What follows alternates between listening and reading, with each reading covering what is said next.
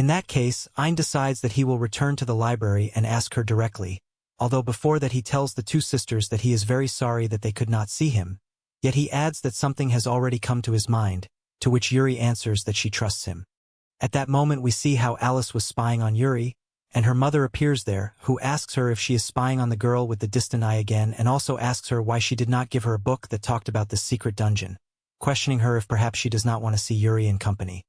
Alice answers her that the outside world scares her and that she does not have strength to fight, so she can only watch through the eye.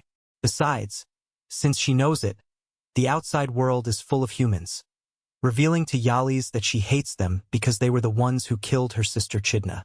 On hearing this, her mother asks her if she thinks that Ein and the others are like that, or if it is that she still does not fully trust him.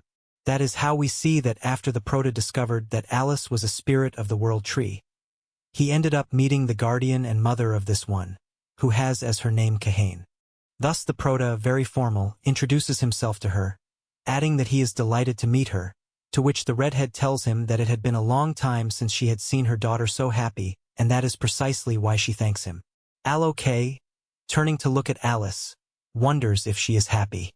Even so, moving on from the topic, he tells her that Euripina are waiting outside. Yet Yakujen informs him that that will be impossible because this place does not exist inside the king's castle, since it is actually a separate secret dungeon, with the door that connects the dungeon and the castle allowing their communication. She also explains that they make sure that only those whom Alice and the king want may pass through it, adding that in exchange for the magic power of the tree to protect this place they are allowed to stay here and read as much as they want. But if in that case Alice or Yuri pass through the door, a contract that has lasted many years would be broken. She tells him that if he wants Alice to see the others without breaking the contract, he will have to find the location of the dungeon and come here directly. At that, Ein asks her what happens if instead of that he takes Alice out of the dungeon. The mother answers him that that will be complicated, because as he knows her daughter is so fragile that she would not last long. Besides, she adds that it would make no sense if Alice does not want to leave by her own will. That is how the Prota, standing close to Alicia, asks her if she wants to see Yuri, Pina and the others again. Yet she does not answer. So Ein apologizes since he understands that of course she wants to see them, but he also knows that she is afraid and that is something he understands. He tells her that he felt the same, but thanks to Yuri, Ursula and the others he was able to gather courage, telling her that if she decides to take the step he will support her in everything he can. Besides, he does not mind going slowly, promising her that he will take her safe and sound to the others, asking her if she trusts him and will come with him. Although right there he admits that it is also hard to trust someone so quickly, yet even so he asks her not to worry, because he will find the location of the Forbidden Library. So for that very reason he will visit all the secret dungeons in the book. Thus this one leaves, telling her that he will see her tomorrow, to which Alice, a little embarrassed and blushing, tells him the same. Then we see how her mother is combing her, asking her if perhaps she likes that boy. And she knows this because what she felt could be seen on her face. There Alice tells us in her mind that she has read about that in many books, because when she sees him her heart throbs, her chest hurts from joy, and the world that was in black and white is starting to fill with color. At that moment her mother asks her why she does not cheer up and trust A, telling her not to worry, since if something happens she can come back, adding, like a very good mother, that whatever happens, she will always be by her side. All these words make both of them cry. Just then Ein appears, who is returned because of a doubt, while the purple-haired girl stands up and her mother encourages her to take the first step, which Alice in the end accepts, telling Ein that she trusts him, also shouting to him that she wants him to take her to the outside world. This makes Inato happy and he lifts her in his arms. Thus, with a great leap, he thanks her for trusting him and for that very reason they will go out together to the outside. After that, Aken gives him Alice's spiritual core, with which she will be able to leave this place. Besides, since she cannot use teleportation magic, she asks her clone to take care of it. That is how the mission to see the family again begins, and although the plan was to get out of here quickly, he had underestimated how weak Alice was, because as we see she has already gotten tired. For that very reason Inato carries her, while on the way he destroys and finishes off several monsters, and they even have time so that Alice can drink a little tea. After all of this, we see how the Prota is facing the boss of the dungeon, where the Prota, with that sword, throws it at his enemy, making it so that when this one draws his sword he pulls the sword that the Prota threw, taking advantage of the situation to come close and use flashing lightning, thus finishing off the boss of the dungeon. Obviously he uses Evaluate, obtaining the skill Expansive Slash and Unsheathing Strike. Right there Alice comes close to him, caressing his cheek, telling him, and her mother there says that surely she is worried that he did not get hurt, to which the Prota, taking her hand, thanks her for having worried about him. This obviously makes Alice blush, while Jane points out that he does not realize anything. Advancing a little more, they are already about to leave the dungeon, where Invincible asks Alice and Kajani if they are ready. Although right then the Prota notices that Alice does not look so happy. Her mother concludes that she is sad because when they go out the Prota will not be able to carry her in his arms, to which he has no problem, telling the purple-haired girl that if she asks him he will do it gladly, to which Alice asks him if he says it seriously. And of course Ain confirms it for her. Seeing this, Cajun shouts that her daughter is in a romantic comedy, even though her girl always had a bitter face, which excites her mother even more. Obviously, both the Prota and the girl were listening to her, so Alice, using her staff, starts spinning it around. After a while, at last the sisters are reunited.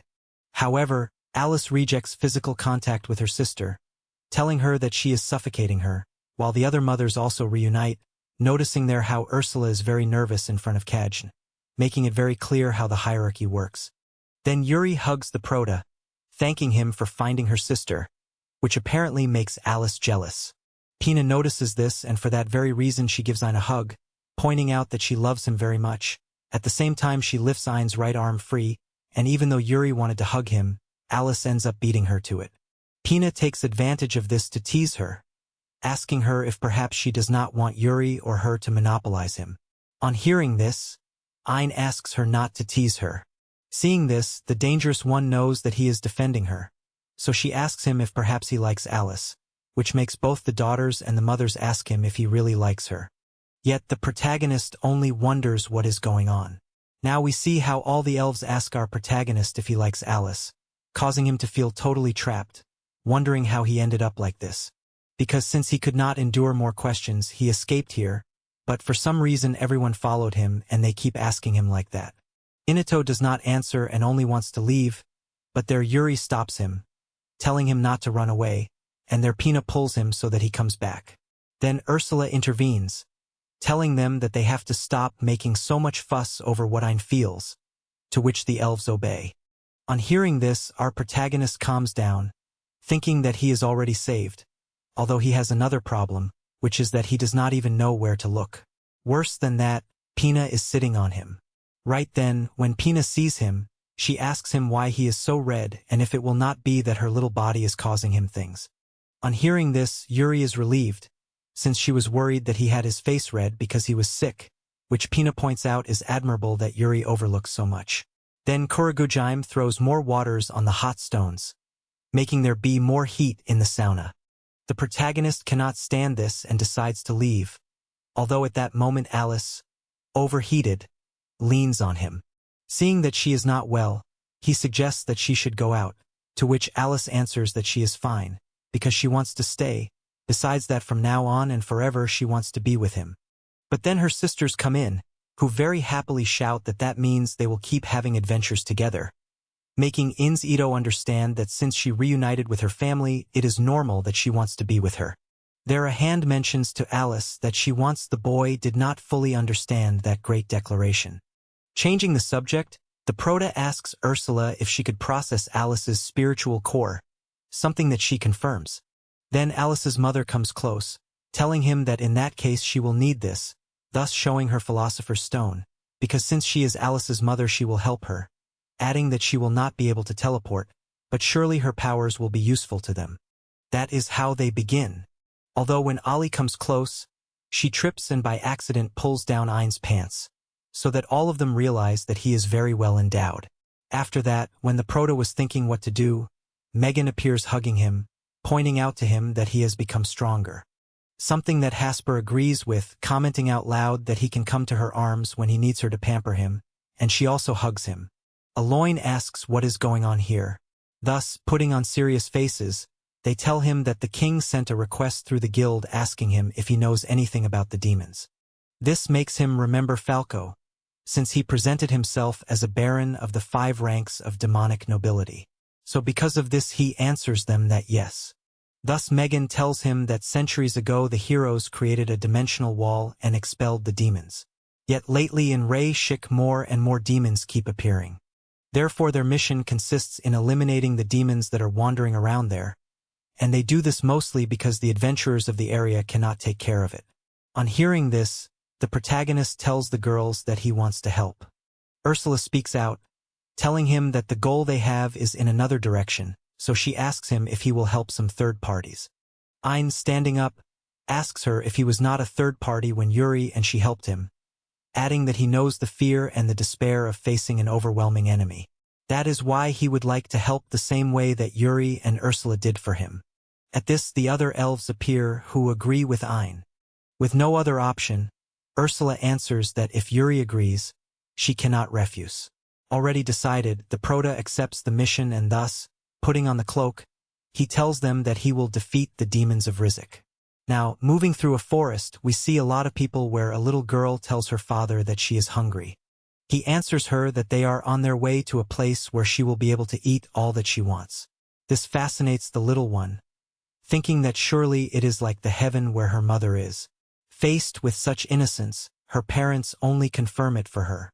At the moment they arrive at the place the ground trembles, so the people know that Lord Hydra is approaching, and for that reason they lower their heads to the ground. The girl asks her father what Hydra is, to which he answers that it is a serpent god that protects the village. That is how it manifests itself. One of the villagers comments that it is the moment of the sacrifice, so the Lord takes his daughter, saying that this god came to take her to heaven, adding that he cannot go with her, but that he will go soon, so he asks her to wait for him with her mother. The little girl, taking her father's hand, tells him that she knows that when her mother went to heaven he did not stop crying. Therefore, through tears, she asks him not to cry when she goes to heaven, because she will not be here to wipe away his tears.